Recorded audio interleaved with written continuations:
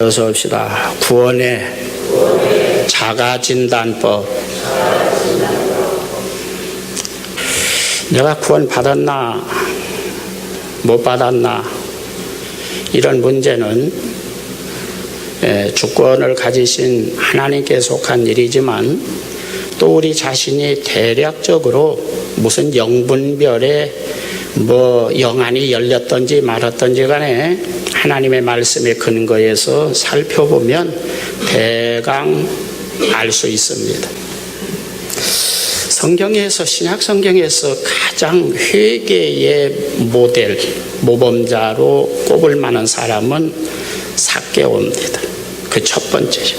그 다음에 두 번째로 좀 함량이 떨어지는 사람, 누가복음 15장의 탕자입니다.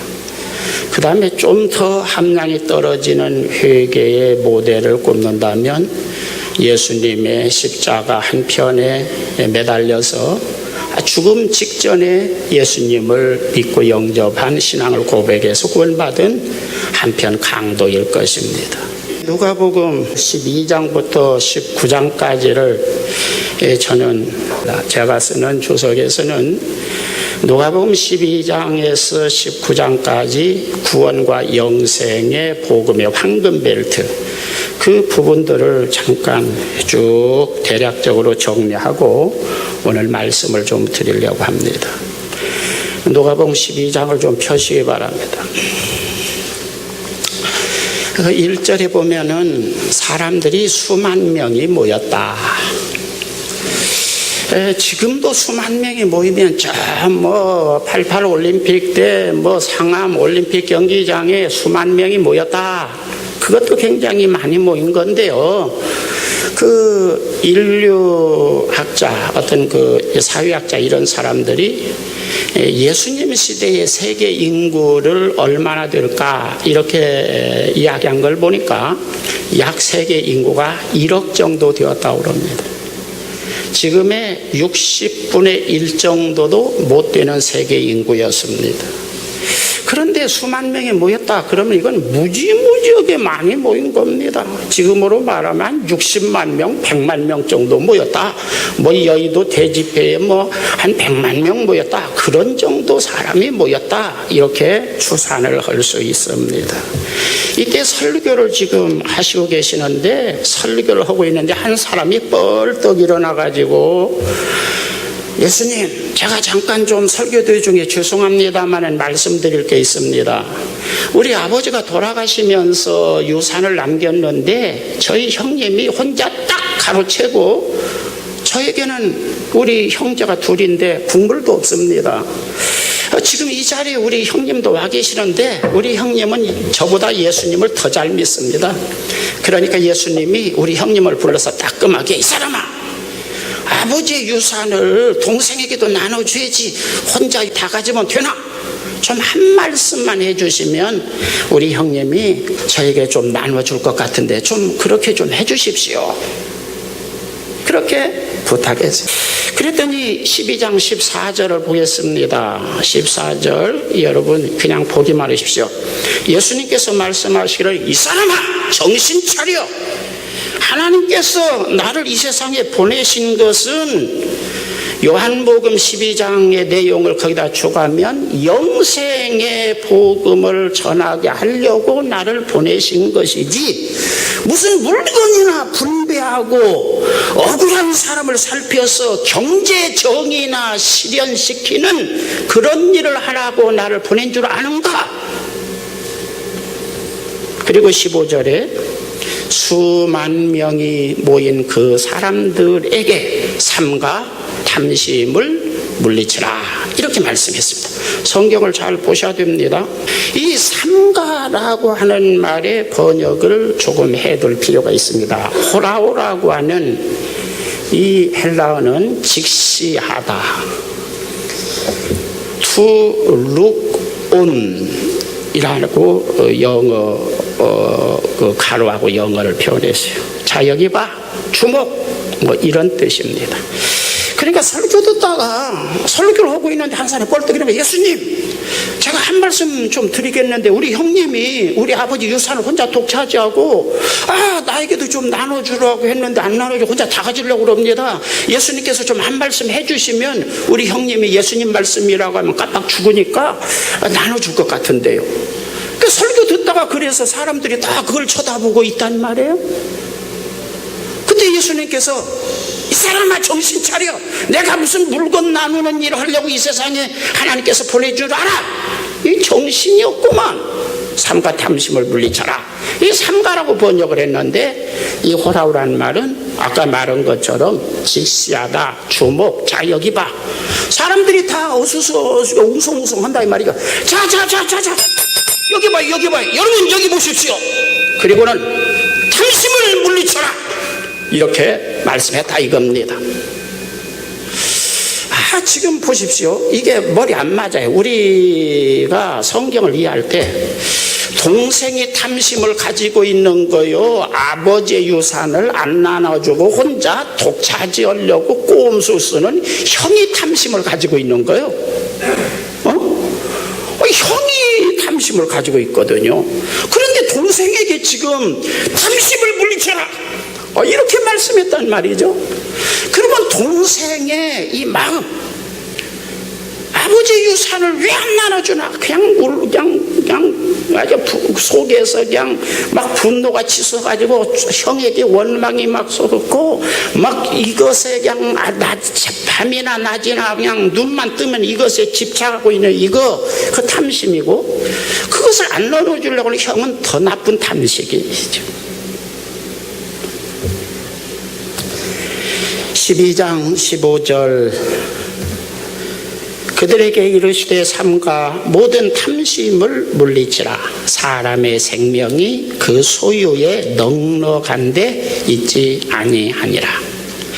여기서 탐심이라고 하는 말은 도대체 우리는 탐심으로 번역했지만 그 헬라어의 탐심이란 말의 본래의 뜻이 뭐냐? 이 플레오렉시아, 사기쳐서라도 수단과 방법을 가리지 않고 더 가지려고 하는 사람, 이게 본래는 더 가지려고 하는 마음을 이야기하는 겁니다. 그만하면 살만한데도, 다른 사람보다 훨씬 많이 가지고 있는데도 어쨌든 더 많이 가지려고, 심지어는 사람을 죽여서라도 더 많이 가지려고 하는 그런 어떤 마음을 플레오렉시아, 그렇게 지금 말하는 겁니다. 여러분, 신앙생활의 성공 실패가 어디에 달렸느냐 그랬더니 탐심이라고 합니다. 골로새서에 보면은 탐심은 우상숭배다고 말합니다. 사실은 하나님을 믿는 것이 아니라 탐심을 믿는 겁니다. 여러분, 신앙이라는 것은 쉽게 저는 분류합니다. 네가 위하는 것이 네 신앙입니다. 하나님을 위하는 것이 내 본심이면 그 신앙입니다. 그러나 돈을 위하여 하나님을 이용해 먹는 정도, 제1 원리는 돈이고, 그 돈을 많이 갖기 위해서 하나님을 수단으로 이용해 먹고 방편으로 삼는 것은, 그것은 아무리 기도를 많이 해도 그것은 우상숭배다 이거입니다. 신앙이라는 것은 제1 원리, 위하는 거 간단합니다. 내가 가장 위하는 게 그게 신앙입니다. 내가 돈을 가장 위하고 그 돈을 위해서 하나님을 이용해 먹는 수단으로 말하면 그건 탐심을 믿는 것이지 하나님을 믿는 것이 아니다. 그런 의미에서 탐심은 우상숭배라고 말합니다. 저희 교회의 장점은 그런 것을 구분시키는데 아주 예민하다는 겁니다. 그것을 구분하지 못하면, 두루뭉실 못하면 정작 정말로 중요한 부분을 여러분은 구분하지 못하고 교회를 다니는 겁니다. 굉장히 위험한 일이죠. 그 다음에 물리쳐라 그랬습니다. 이 휠라소라고 하는 말은 탈출하라, 도망가라, 피하라, 붙잡히지 말라. 또 어떤 그 사전에, 어떤 이 헬라어 사전에는 너 자신을 네 스스로 구출하라, 구원시켜라. 또 그것을 조금 길게 지금 인용 예를 들면은 감시 감독을 철저히해서 무엇을 아주 꿰뚫어보고 그 동태를 파악해서 그놈이 너에게 달려들려고 하는 낌새를 보이면 얼른 도망가라. 여러분, 어디 엄마 심부름을 갔는데 그 집에 가니까 문에 들어서자마자 아주 큰 개가 떡 벌어진 개가 웅웅웅 아주 그냥 온 동네가 그냥 울렁울렁 할 정도로 그냥 우렁찬 소리로 막 짖고 막 나를 째려본단 말이죠. 아, 그럼 어때요? 아, 저 개 나 물려고 달려들 것 아닐까? 아, 그 개를 주시하면서 동태를 주시하면서 또 심부름 간 목적도 이루어야 되겠죠. 그때의 어떤 막 개가 달려들려고 하면 얼른 어디로 도망가야지 그 피하려고 아주 마음을 도사리고 있으면서 자기 목적을 이루는 것. 그럴 때 이 휠라소를 쏘는데 물리쳐라고 번역을 했어요. 안 물러갑니다. 번역이 굉장히 아다르고 오다른데 뭐 어쨌든 표현하기가 어떻게 간단히 표현하기가 어려우니까 뭐 물리쳐라 간단히 그렇게 번역했겠지만 본래 그 헬라어 휠라소는 너 탈출하라, 도망가라, 피하라, 붙잡히지 말라, 너 자신을 네 스스로가 구원하라. 어떤 그 옥매일령 마귀가 쫓아오면 내가 도망가서 내가 마귀에게 붙잡히지 않는 거, 이런 것들을 표현할 때 휠라소를 쓰는데 물러가라 그럼 물러가는 줄 알고 그 큰 아주 그냥 그 부로도끈은 물러가라 한다고 안 물러가고 이 자식 눈곱 매는 게 확 가서 물어 뜯어볼까 보다. 우리 주인이 나를 쇠사슬로 묶어놔서 내가 꼼짝을 못하지만 확 이 자식 지금 그런 분위기를 가지고 있어요. 그래서 막 꿰뚫고 감시감독하고 동태를 파악하고 달려들려고 하면 민첩하게 도망가려고 하는 만반의 태세를 갖추고 내가 해야 될 목적을 이룰 때 휠라소 지금 그럽니다. 우리는 말하자면 이 탐심이 나에게 달려들지 않도록 들어붙지 않도록 그것을 아주 대비하고 그것에서 달려붙으려고 얼른 도망가고 탈출하고 그런 어떤 마음가짐을 가지고 있으면서 사업도 하고 자식도 키우고 가정생활도 하고 돈도 벌고 그러라, 그런 뜻으로 휠라소를 쓴 겁니다. 탐심이 무지무지게 무섭다 이겁니다. 우리 신앙생활은 이 탐심을 이기느냐에 따라서 구원 받느냐 못 받느냐가 결정됩니다.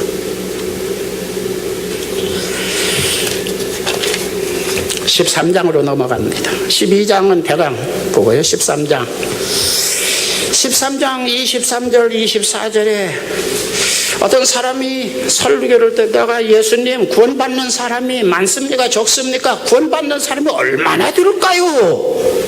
여러분이 물어보고 싶죠? 예수님께 만약에 여러분이 물어보고 싶다면 예수님, 요즘 신자들이 너무나 많은데 어떤 교회는 몇십만 명씩 모인다는데 구원받는 사람이 얼마나 될까요? 몇 명이나 될까요? 나 그거 궁금해 죽겠습니다. 좀 말씀해 주세요. 그랬더니 예수님은 단 한마디로 좁은 문으로 들어가라. 옆에 사람과 한번 인사합시다. 좁은 문으로 들어가시오.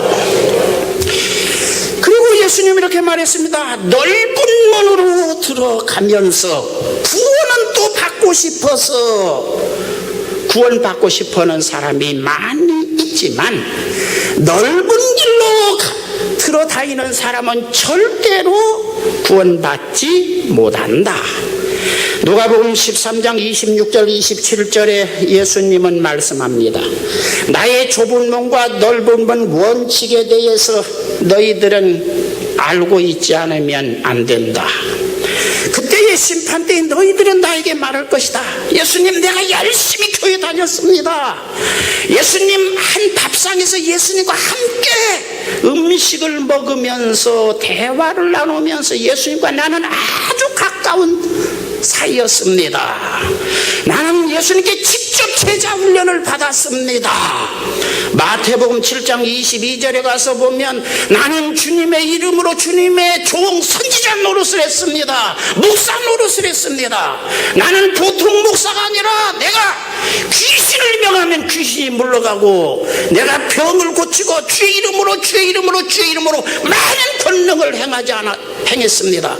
입만 벌리면 주님의 이름으로 너희들은 그렇게 내 이름을 들먹거릴 것이지만 그건 네 생각이고 난 너희들 도무지 몰라.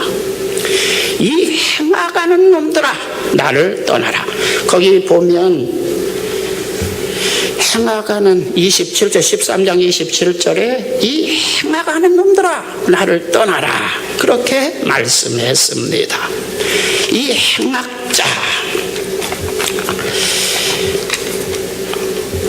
아디키아라고 하는 단어를 썼는데 쉽게 번역하면 원칙을 무시하고 자기 마음대로 행동하는 사람입니다. 그래서 불법과 불의와 부정직을 전부 다 합쳐놓은 단어입니다. 그래서 내가 필요하면은 열심히 예배드리고 내가 필요하면 그 축복받는다고 한다고 하면 그냥 30배, 60배, 100배나 하나님이 주신다고 그러니까 이 속을 따라서 열심히 기도하고 또 이 속이 생길 것 같으면 아주 그냥 모든 악한 일을 다 행하고 아주 수단과 방법을 가리지 않고 자기 이 속을 챙기기 위해서 예배도 드리고 기도도 하고 충성도 하고 그 충성하는 이유가 뭐냐? 자기 이속 때문이지. 기도하는 이유가 뭐냐? 그런데 자기 이속 때문에 그랬대. 수단과 방법을 가리지 않고 뭐가 생긴다면은 그냥 사기도 치고 사람도 죽이고 뭐 예배도 드리고 뭐 뭐든지 다 할 수 있는 사람. 어떤 원칙이 그 사람은 없어요. 나 많이 생긴다는 것이 내 원칙이야. 그것이 아디키아 행악자. 자기 목적을 이루기 위해서는 수단과 방법을 가리지 않는 사람. 오늘 본문의 삭개오가 예수님을 만나기 전에는 바로 그런 사람이었습니다. 오늘 정치하는 사람들 가만히 보면 아마 그런 모습을 우리에게 보여주고 있죠. 그 다음에 떠나가라. 히스템이란 말은 아포란 말에다가 히스템이를 붙였습니다. 아포라는 것은 분리, 떼내다, 잘라내다. 히스테미는 확고한 태어, 단호한 어떤 의지, 이것을 이야기할 때 히스템입니다. 그러니까 히스템이 이렇게 말을 하고 떠나가라고 그랬어요. 이거 번역 심각하게 잘못되었다고 이해합니다. 저는. 왜냐하면 보십시오. 지금 이 성경의 앞뒤 내용을 보면 그날의 심판 때에 예수님께서 너 같은 놈도 넓은 길로 다니고 좁은 길로 가지 않고 네 이속이 되면은 그냥 수단과 방법을 가리지 않고 이속이 되기 때문에 예배드리고 이속이 되기 때문에 기도하고 이속이 되기 때문에 충성하고 해로우면은 이속이 되면은 악한 일도 하고 사람도 죽이고 사기도 치고 이속만 되면 무엇이든지 다 하는 너는 행악자다. 너 같은 놈은 넓은 길로 가는 사람이고 떠나가라. 그렇게 했는데 이 떠나가라는 말이 지금 예수님께서 심판대 앞에서 지금 지옥 가라고 그랬더니 변명한단 말이죠. 내가 아마 교회도 잘 다니고 내가 그냥 뭐 예배도 잘도 철학 기도도 많이 하고 충성도 많이 하고 헌금도 많이 하고 그러고 내가 주님께 직접 제자 훈련 받고 주님의 이름으로 막 그냥 목사 노릇도 하고 능력도 하고 그런데 왜 나를 그건 네 원리고 여기서 떠나가라는 말 떠나가겠습니까? 안 떠나가려고 지금 얘기 뜨는데 이 히스테미는 사전에 보니까 끌어내라, 잘라내라 그런 뜻입니다. 그러니까 예수님의 바지가에 꽉 붙이고 예수님, 내가 예수님 앞에 얼마나 예배 열심히 드리고 얼마나 성경 공부 많이 하고 얼마나 충성하고 헌금도 많이 하고 그랬는데 내가 예수님의 이름으로 막 그냥 목사 노릇도 하고 막 귀신도 쫓아내고 그랬는데 지금 무슨 말입니까? 왜 우리 발냄이십니까? 지금 갑자기 이런 행하고는 놈. 그리고 막 변명하고 합리화시키니까 자 저는 끌어내. 여기서 히스테미는 끌어내라는 뜻입니다. 물러가라 그러니까 안 물러가니까 끌어내. 저 자식 끌어내. 아이 말이 많아. 이해하셨습니까? 그 내용은 심판대에서 지금 하시는 말씀입니다. 물러가라 그래도 안 물러가니까 끌어내라는 뜻입니다. 히스테미, 분리. 앞으란 말은 분리, 떼내다, 잘라내다. 히스테미, 확고한 태도, 단호한 명령, 타협 없는 절대 의지. 이러니까 보십시오. 바지가에 꽉 붙들고 있는데 나 떼어내, 떼어서 천재식 끌어내. 이해하시기 바랍니다. 14장으로 넘어갑니다. 천국 초청을 거절한 자들이 심판 때에 후회한다. 하나님께서 천국 잔치를 배설하시고 초청합니다. 하나님이 축복하셔서 밭을 그냥 몇천 평을 샀는데 그거 농사 짓는데 바빠가지고요. 나는 소를 5마리나 더 샀어요. 지금이 아무것도 아니지만 옛날에 소 5마리. 제가 어렸을 때만 해도 시골에서 소 1마리 이거 아주 그 살림 미천이에요. 재산 미천입니다. 소를 5마리나 사서 나는 장가 들어가지고 지금 한참 행복해서 사업에 충실해야 되니까 가정 행복을 위해서 성경에서 가르치는 바입니다.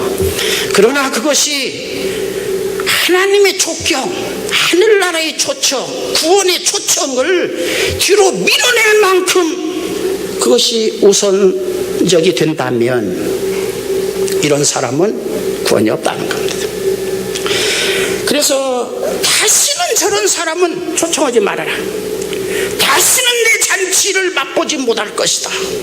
강력하게 잘라내는 말씀을 하십니다. 14장 34절 한번 읽겠습니다. 34절 35절 읽습니다. 시작.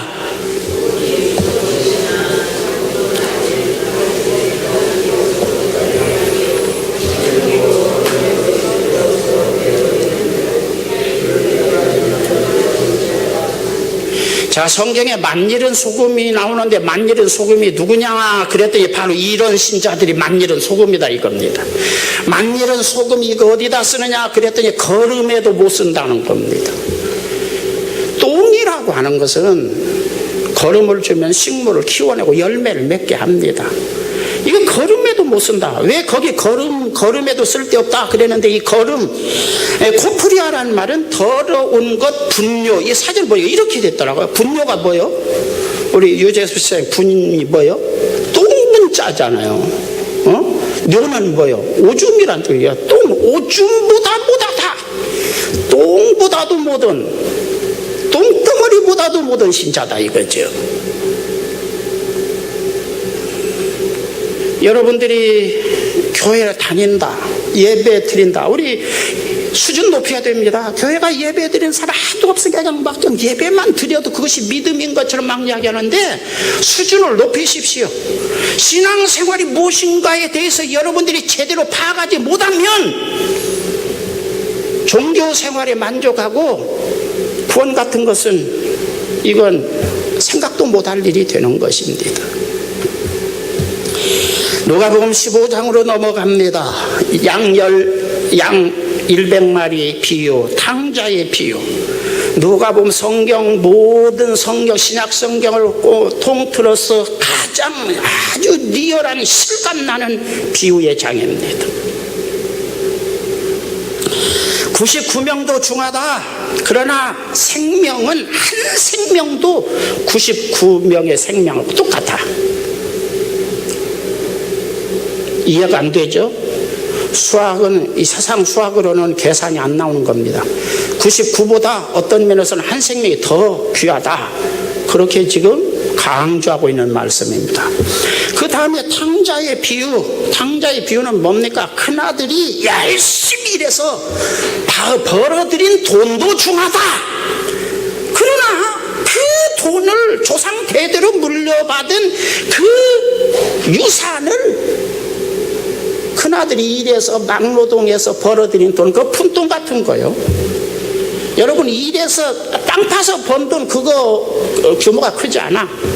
부모 부모로부터 조상 대대로 아주 물려받은 아주 몇 백억, 몇 천억 되는 재산을 가서 창기와 더불어서 다 허랑방탕 없애버린 둘째 아들. 그러나 다 없앴다고 할지라도 살아 돌아온 그 탕자의 생명이 큰아들이 일해서 번 그 돈보다 훨씬 값어치고 귀하다. 믿습니까? 한번 따라서 봅시다. 돈보다 생명, 꽃보다 남자라고 하는 말이 있던데요. 돈보다 구원, 영생, 생명. 할렐루야. 한번 옆에 사람하고 인사합시다. 돈보다 구원, 영생, 물질 축복보다 구원과 영생. 여러분이 그렇게 깨달았으면 누가복음 12장에서 19장 구원의 복음의 황금 벨트를 이해한 겁니다.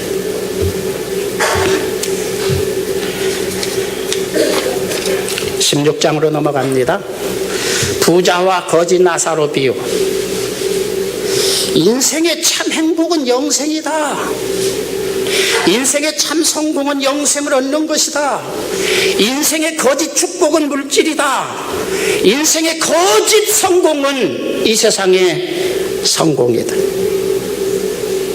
참 행복과 참 성공은 영생을 얻는 것이다.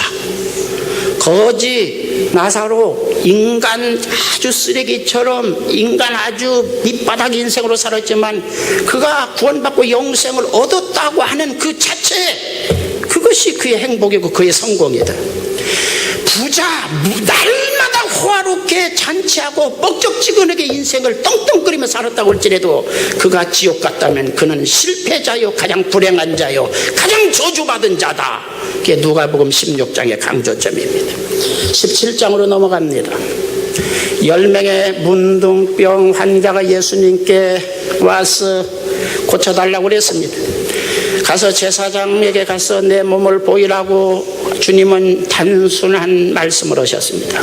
가다가 고침을 받았는데 고침받은 한 사람이 돌아와서 예수님 너무 감사합니다. 세상에 내가 수십 년 동안 약을 먹어도 안 되고 수술 받아도 안 되고 그냥 뭐 기도해도 안 되고 그랬는데 그냥 예수님 이렇게 고쳐주시니 너무나 행복하고 감사합니다.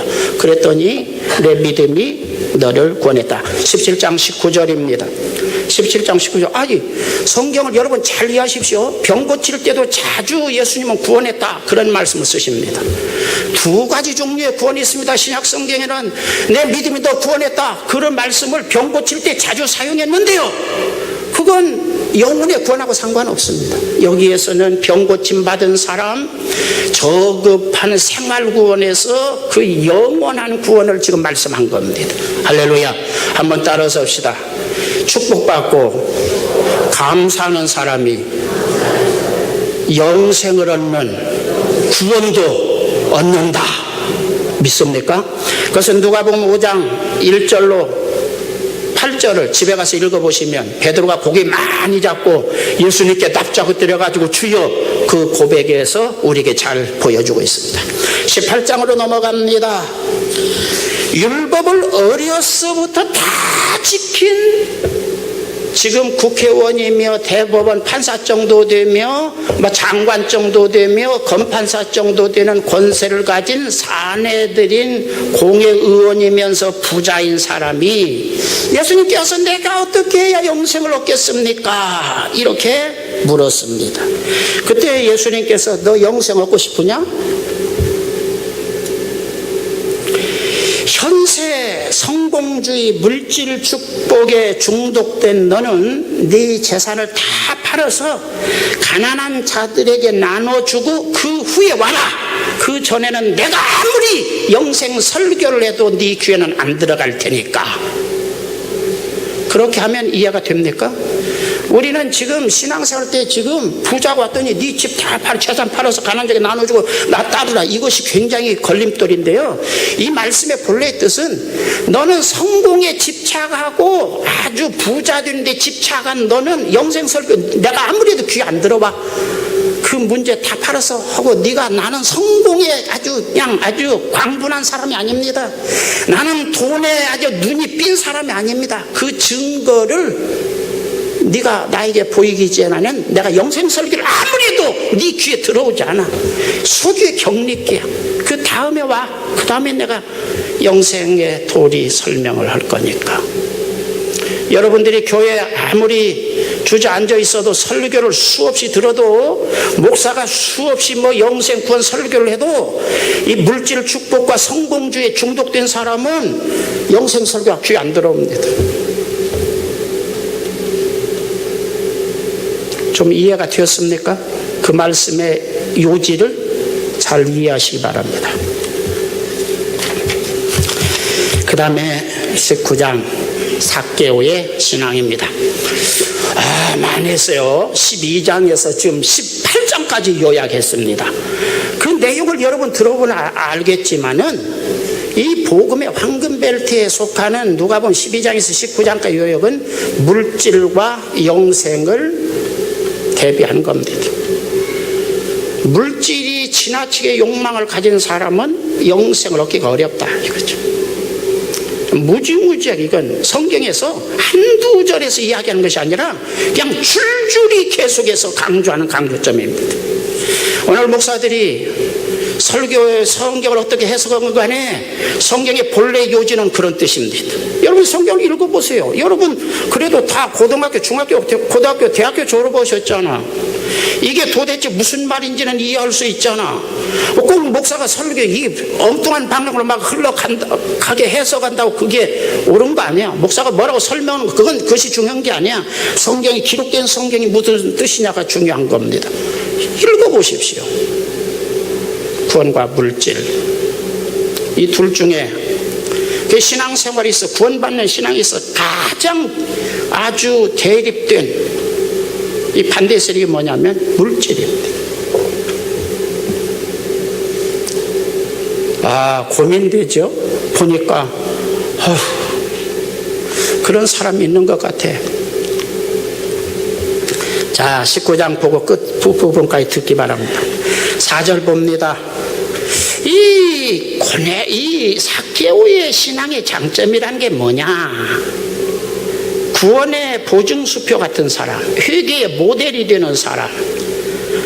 이 삭개오의 신앙이 뭐냐? 그럴 때 19장 4절에 스스로 찾아왔다는 겁니다. 지금 앞에서 보니까 막 초청이 잔치를 벌려놓고 오라 그래도 안 오잖아요. 근데 이 삭개오는 스스로 찾아왔어요. 아주 막 찾아와가 초청하지도 않았는데 막 마음에서 우러나와서 예수님을 찾아 나왔습니다. 할렐루야. 키가 작아가지고 볼 수 없으니까요, 권력도 있고요, 돈도 있고요, 세무서장 정도 되는 지위가 있습니다. 여러분, 이 여리고 세무서장, 아시아에서 세 번째 큰 세무서입니다.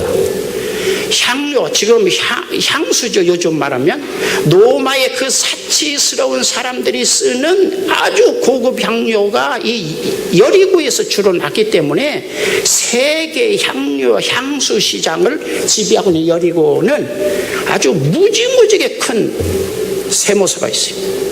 그 여리고 이 세무서도 급수가 있어요. 조그마한 도시의 세무서장이 아니라 아주 막 그냥 사업체가 많은 그런 도시의 세무서장하고 달라요. 급수가.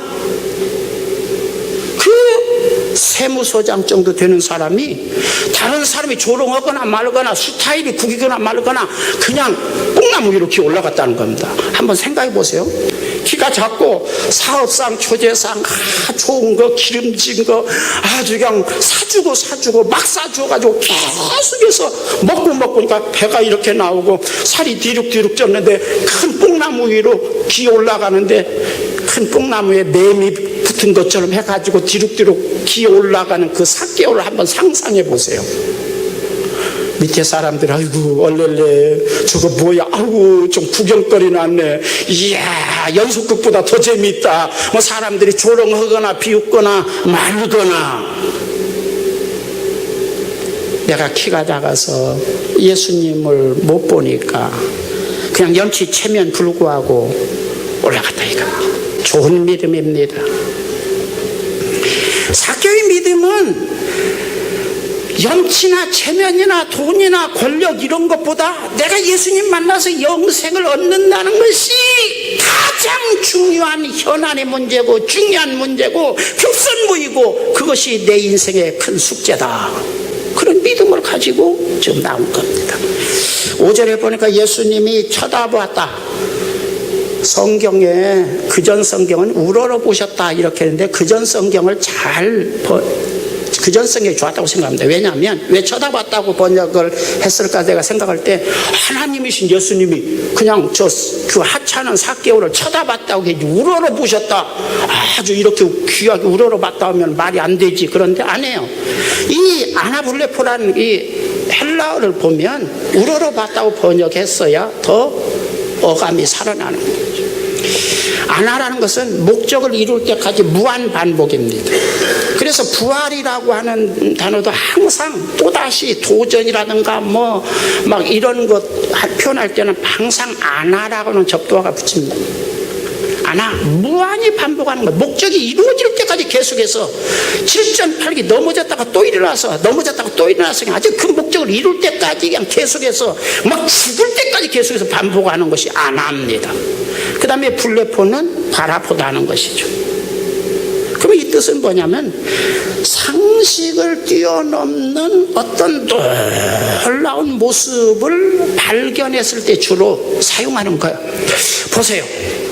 돈 있는 큰 부자에다가 그냥 아시아에서 세 번째 큰 세무서의 서장에다가 거기다 키가 작아지고 배가 이렇게 나와서 띠룩띠 살찐 삭개오가 그 뽕나무 위에 올라가가지고 이렇게 들여보는 거 상식을 초월하는 거예요. 말도 안 되는 이야 그런 어떤 상식을 초월한 어떤 아주 일어날 수 없는 어떤 놀라운 사건 어떤 새로운 모습을 발견했을 때 아나블레포 이렇게 쓰는 것인데 지금 여기에 예수님께서 이렇게 보셨다 이겁니다. 4절 다시 봅니다. 달려갔다. 19장 4절입니다. 예수님이 계신 곳으로 달려갔다. 프로에다가 트레코를 붙였습니다. 우리 영어의 트레이닝 같은 게 트레코에서 나온 말이죠. 프로는 가까이 아주 가까이까지 달려가기 위해서 지금 트레코했다, 노력했다, 아주 열심히 했다. 그런데 프로트로코란 말은 앞에 있는 모든 사람을 추월해서 제끼려고 하는 어떤 열심이나 욕망을 가지고 의지를 가지고 딱 도전하고 막 달려가는 것을 지금 이 프로트레코라고 말합니다. 여러분, 믿음이라는 것이 무엇이냐? 그럴 때 우리는 예배 드리는 것이 믿음이라고 그러죠. 그럴 수 있습니다. 그러나요, 예배 시간에 내가 늦지 않고 가서 준비기도 하고 찬송하고 다른 사람 오기 전에 예배 어디 조금 의자가 좀 정리 안 됐으면 정리라도 하고 내가 그래야지. 그게 믿음입니다. 그게 믿음이에요. 우리는 예배 드리는 거 늦게 와가지고 아이고 가기도 싫고 가봐야 별것도 없는데 아이고 귀찮아 안 가자니 깨름칙하고 벼락 맞을 것 같고 가보자니 아이고 지겹고 와 이거 참 환장하겠네. 그래가지고 어슬렁 와서 앉아서 예배드리는 그 믿음 아닙니다. 타락입니다. 우리는 그냥 싸잡아서 예배드리는 게 믿음이다. 그런데요, 아니 와 예수님 다른 사람보다 먼저 가서 내가 기도로 준비하고 찬송으로 준비하고 내가 그 열심히 앞장서 막 올려오는 그 불붙은 그 마음이 믿음입니다. 그 믿음이 여러분이 있기를 주의 이름으로 축원합니다. 우리는 그것이 지금 생략된 겁니다.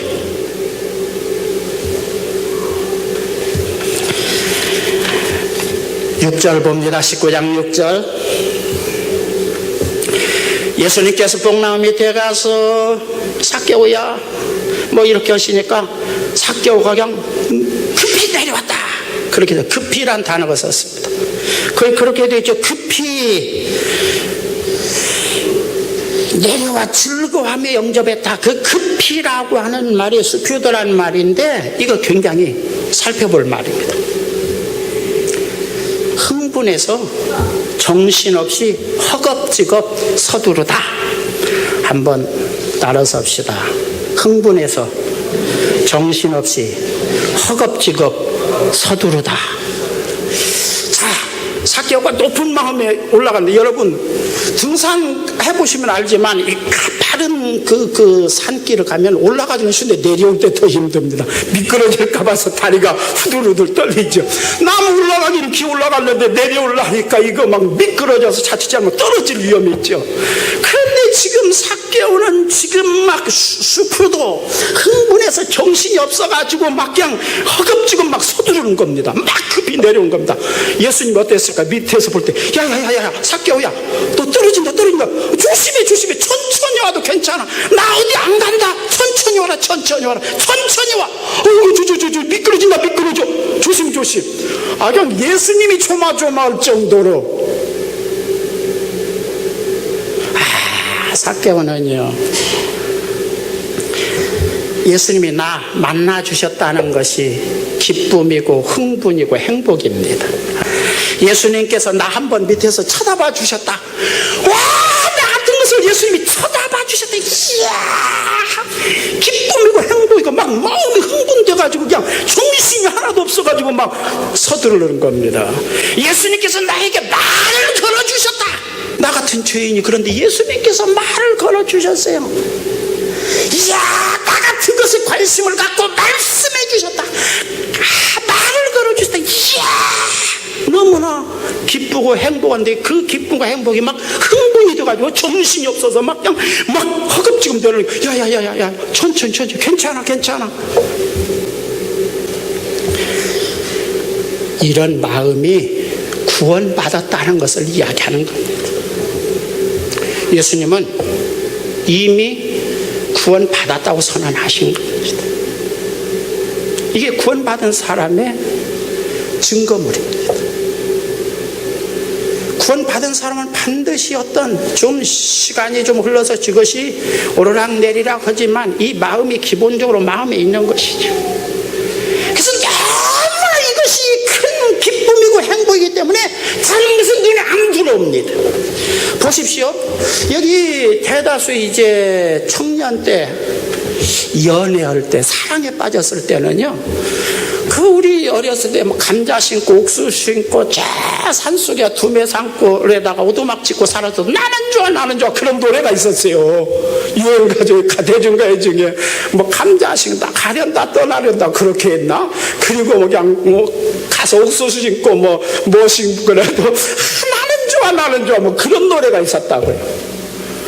사랑에 눈이 멀었다고 그러죠. 그 단계를 지나면 나중에 시큰둥하지. 이제 돈에 이제 사업하면 돈만 벌면 나는 좋아. 나는 그냥 지옥이라도 들어가고 싶은 마음이 있죠. 신앙이라는 것은, 구원받는 신앙이라는 것은 예수님을 믿고 구원받았다고 하는 데 대한 어떤 마음의 기쁨과 흥분과 행복감이 적어도 내 속에서 출렁출렁해야 된다 이겁니다. 이게 있으면 그 사람 뭐라고 하든 간에 그 사람 구원받은 사람입니다. 그 사람은 구원받은 사람이에요. 구원의 증거물입니다.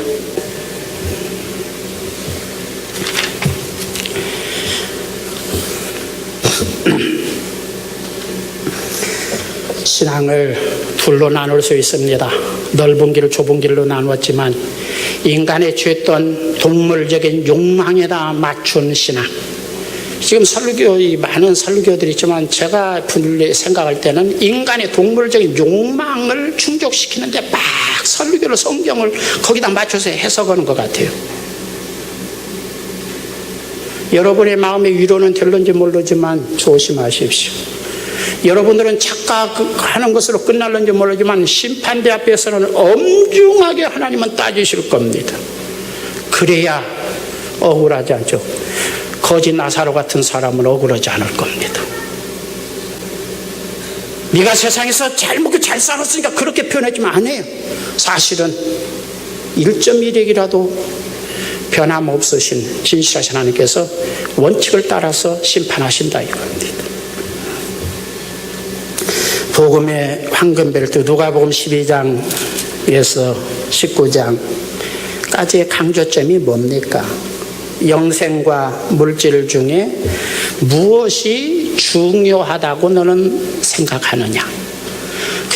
그냥 그 배워서 그냥 아이고 영생이 중요하죠. 그렇게 말하는 게 아니라 네 심정